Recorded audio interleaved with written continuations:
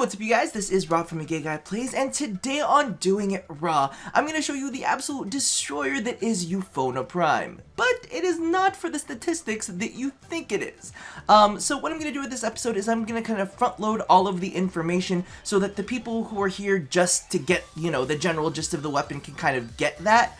And then we'll go ahead and move on to gameplay afterwards to kind of, so that you guys can get a little bit more of the gameplay and kind of get more of a feel for the weapon. But I wanted to go ahead and show you the basics first. So, taking a look at the statistics, the lion-ass statistics, you can see that it's an impact-based weapon with a shit ton of crit. It's got a 2.5 crit multiplier, which is not something that you see on a lot of weapons. So that's a massive, massive bonus.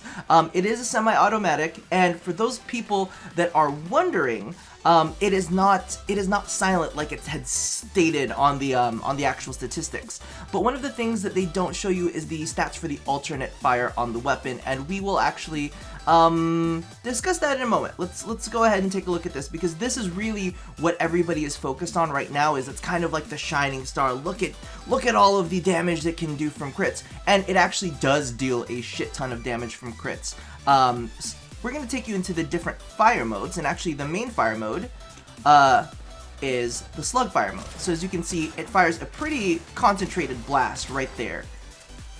And this is what actually uses the crit statistics. Now, the next statistics that I'm going to have you pay attention to is what is known as the shotgun statistics. So this actually, when I was looking it up on Reddit, and I went ahead and play tested it too, because you know you can't trust, if they post something on Reddit, and it's like a data mine, you might want to like playtest that shit too, just in case. And I went ahead and playtested it, and it actually does 88 points of damage, which is mainly slash based per pellet, and there are 10 pellets. So this actually does 880 points of damage for its shotgun blast, which is a bit of a change as opposed to, I believe it's the 325 per just the single shot. Of course, you have all the crazy crit multipliers to kind of make up for it. But what I believe that a lot of people are going to do is mod this for crit or some sort of hybrid.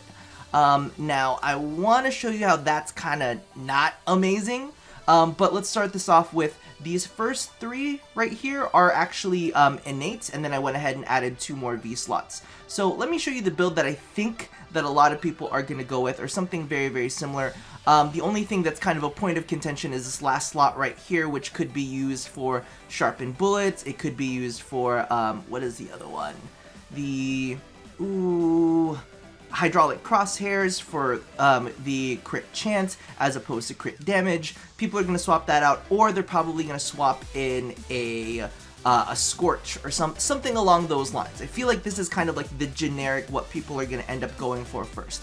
So this is great, and this is fine, and if this is what you want to do with your life, I support you 100%, but I did kind of want to show you what I discovered in testing. That's a leftover from the testing. So we're going to do the, 145 corrupted bombard test. It's kind of like the generic endgame test. Now this crit-based weapon is great for anything that just doesn't have armor, but I'm going to try to line up headshots and whatnot.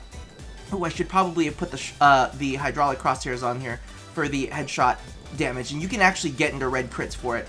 But as you can see right now, we are 2 clips in deep, which is not good for this weapon because, let's be real, this weapon only has a maximum of, I believe it's 40 ammo. So that hurts a lot.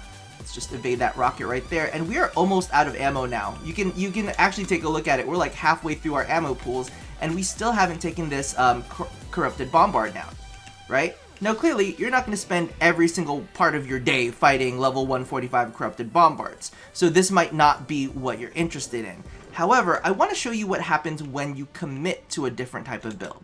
And real quick, let's go ahead and show you, because I have a feeling I'm going to get judged.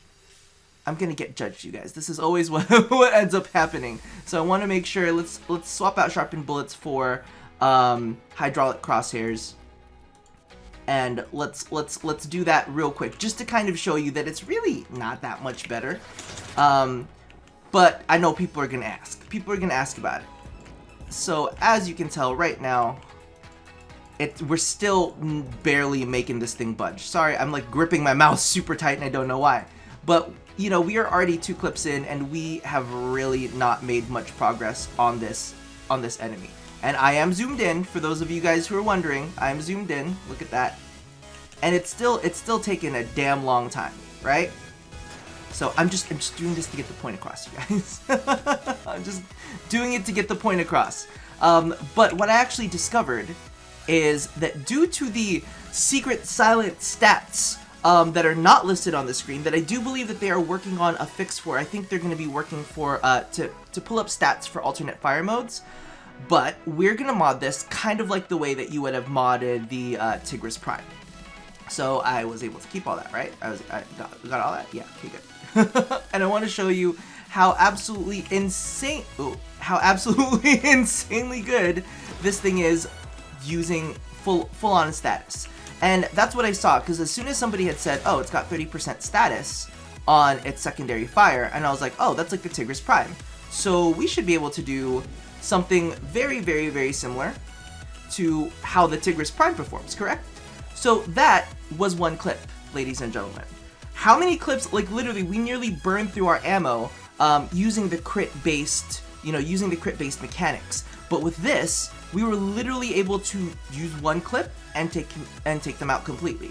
And I think that especially when it comes to a weapon that has a low maximum ammo, which is painfully low, it's 40. Did I actually spawn an enemy? Yeah, I did. Okay, good. When it comes to that kind of weapon, it is very important to have good ammo economy. You just let him die. Look at that. One clip and he is absolutely done, as opposed to the other builds that we used, which were crit-based clits? Oh my god, no. I did not mean that at all. Crit-based builds, right? Now, one of the things that I think people are going to ask are, well, could I fit in a,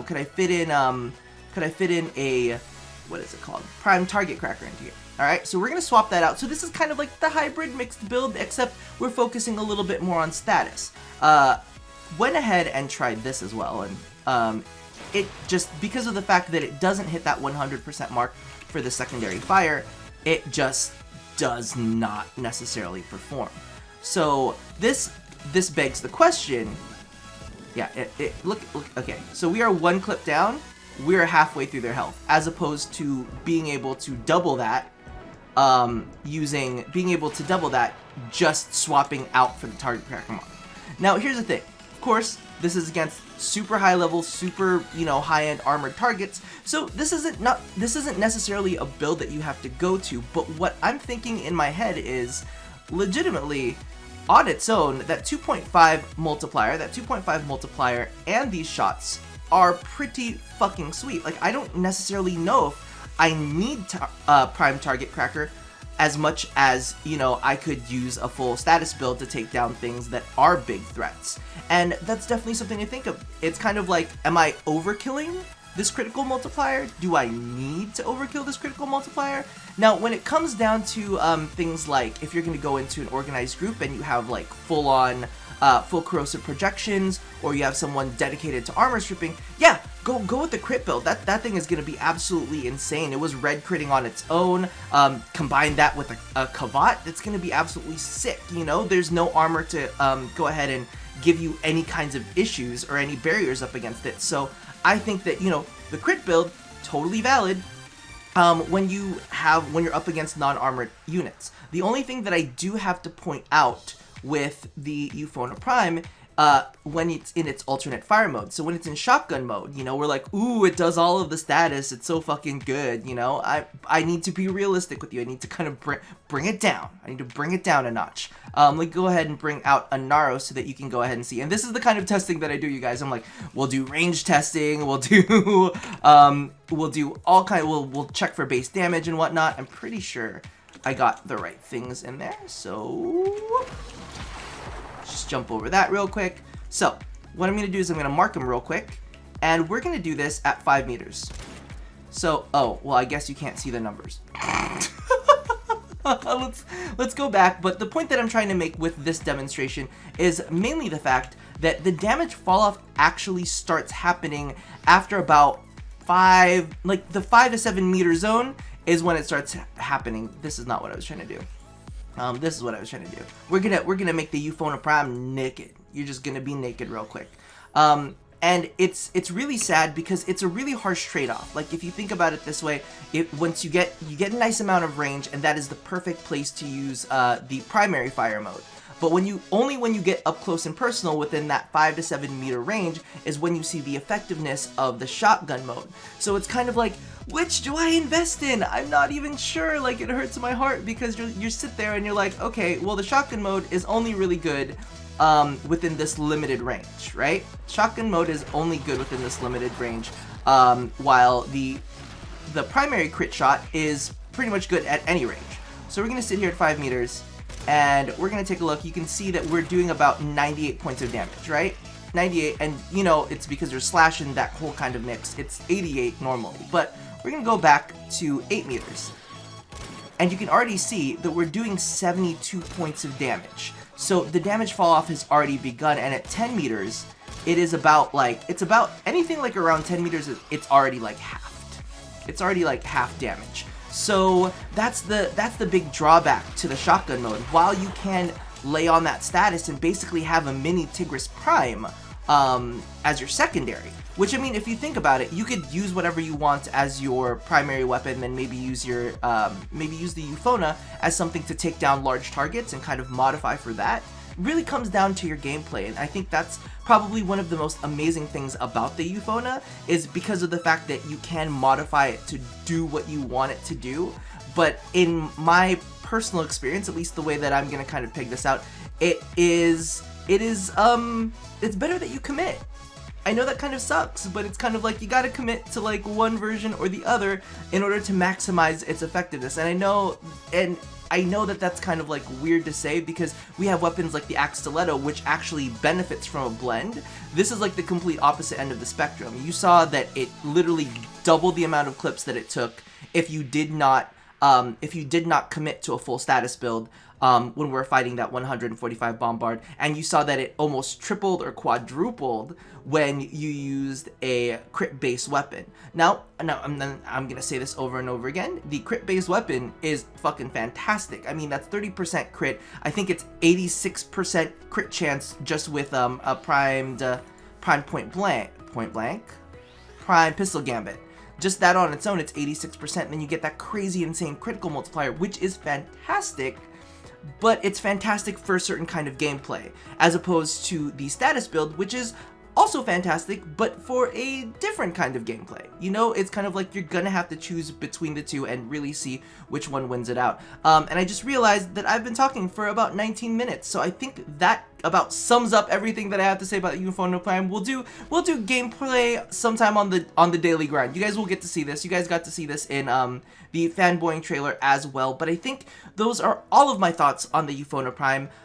We got to see different builds. We got to see, you know, different options. So let me know what you guys think. What build will you guys be using? I'm probably gonna go for the full status just because of the fact that I don't like, even though the crits are fantastic, I think the crits are going to take care of whatever I need them to take care of, just even without that 5 times multiplier. But that's just me. I'll probably swap between both depending on the day.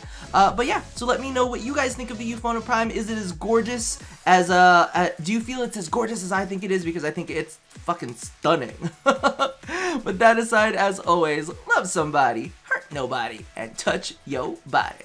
I'll talk to you guys later. Bye bye.